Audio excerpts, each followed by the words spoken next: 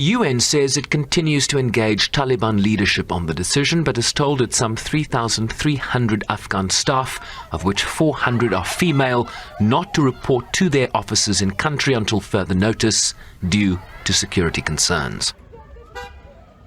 I join the Secretary General in strongly condemning the Taliban's decision to ban Afghan women from working with the UN in Afghanistan. It's a clear violation of our fundamental human rights of women.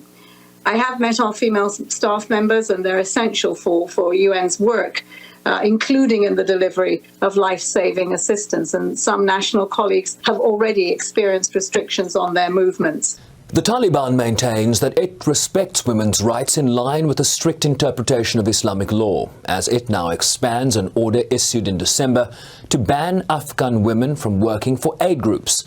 This comes after the Security Council last December issued a statement expressing deep alarm that the Taliban had suspended access to universities and reiterated its deep concern at their suspension of school beyond the 6th grade for women and girls.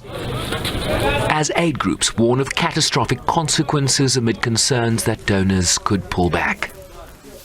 On a personal note, I am outraged. I am terribly troubled by the fact that in the month of Ramadan, that what we get from the Taliban is a strike against the teachings and the belief of Islam. The Holy Quran and the Hadith of the Prophet sallallahu alaihi wasallam allows and gives rights to women on education for work. The UN, we reiterate that both Afghan women and men are essential to all aspects of our work, and it's taking all possible measures right now to support our national female staff at this difficult time.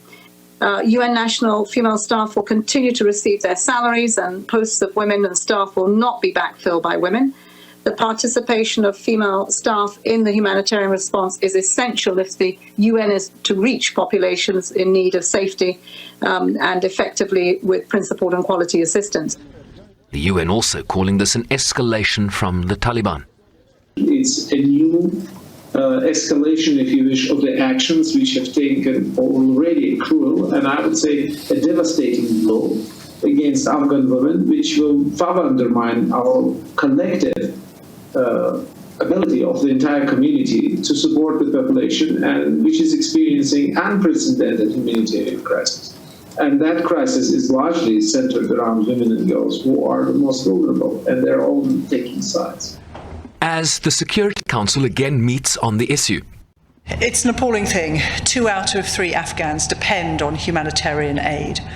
And the UN could not and should not have to depend on being able to deliver aid effectively without women.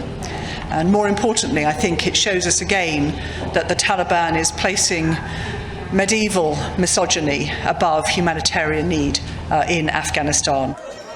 The UN has made its single largest country appeal ever for Afghanistan to the tune of $4.6 billion to deliver aid to 33 million people in 2023 and expects women to be part of that response. Shervin Brycepease, SABC News, New York.